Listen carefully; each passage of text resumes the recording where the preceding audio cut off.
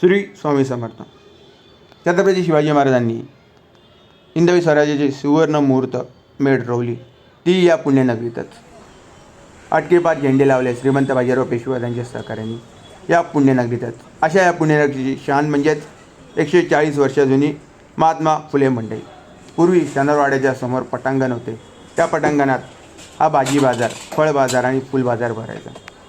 नंतर कालांतराने पुणे शहराच्या नगरपालिकेचे कार्यालय मध्यवस्तीत असावे, तसेच बंदिस्त मंडई असावी. या दुहेरी हेतूने 1882 रोजी पुणे नगरपालिकेत ही वास्तू बांधण्याचा मध्यवस्ती भागात प्रस्ताव मांडला गेला. शहराच्या या मध्यवस्ती भागात असणारी 4 एकर खाजगीवाल्यांची जागा निश्चित करून बांधकामास सुरुवात झाली. पुढील 3 वर्षांमध्ये अंदाजे 3 लाख रुपये खर्चून या इमारतीचे बांधकाम पूर्ण झाले. दिनांक 5 ऑक्टोबर 1886 रोजी या इमारतीचे उद्घाटन तत्कालीन मुंबई प्रांताचे governor Duke of cannot KG म्हणजेच लॉर्ड रे यांच्या हस्ते मंडईच्या व इमारतीचे उद्घाटन झाले. म्हणूनच या वास्तूस अनेक वर्ष रे मार्केट असे संबोधण्यात येत असत. मुंबईच्या कॉपर मार्केटनंतर आशिया खंडातील दुसऱ्या क्रमांकाची मोठी मंडई आहे.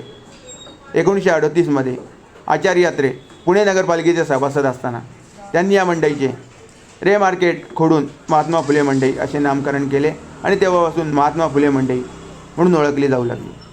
1966 पर्यंत पुणे महानगरपालिकेचे कार्यालय याच इमारतीत होते. या ठिकाणी लोकमान्य टिळक, महात्मा गांधी अशा नेत्यांची जनजागृतीची व्याख्याने झाली आहेत. याच ठिकाणी इथले व्यापारी नंतरच्या काळात नगरसेवक, आमदार, खासदार, महापौर, मंत्री अशा मोठमोठ्या पदांवर सुद्धा कार्यरत होते. अष्टकोनी पाकळ्या असलेली मध्यवर्ती असणारी मंडईची वास्तू हा अँग्लो इंडियन स्थापत्यशास्त्राचा उत्कृष्ट नमुना समजला जातो. या ठिकाणी आपल्याला वेगळ्या प्रकारचे विभाग बघायला मिळतात. उदाहरणार्थ नारळ विभाग, फळ विभाग, भाजीपाला विभाग, तरकारी विभाग, जेणेकरून आपल्याला त्या भागात त्या विभागाची फळ विभागाची फळ विभागात खरेदी करता येईल, भाजीपाल्याची भाजीपाला विभागात खरेदी करता येईल. अशा पद्धतीने ही वास्तू बांधण्यात आलेली आहे. या ठिकाणी आपण बघितलं तर व्यापार करताना व्यापारी वर बसतात माल घेऊन आणि रात्री माल बंद करून खाली त्यांना एक कप्पा करून देण्यात आलेला आहे. त्या कप्प्यात म्हणजे त्या गोडाऊनमध्ये माल ठेवून कुलूप लावून आपल्या घरी जातात. अशी वेगळ्या वेगळ्या प्रकारची मंडई इथे बांधण्यात आलेली आहे.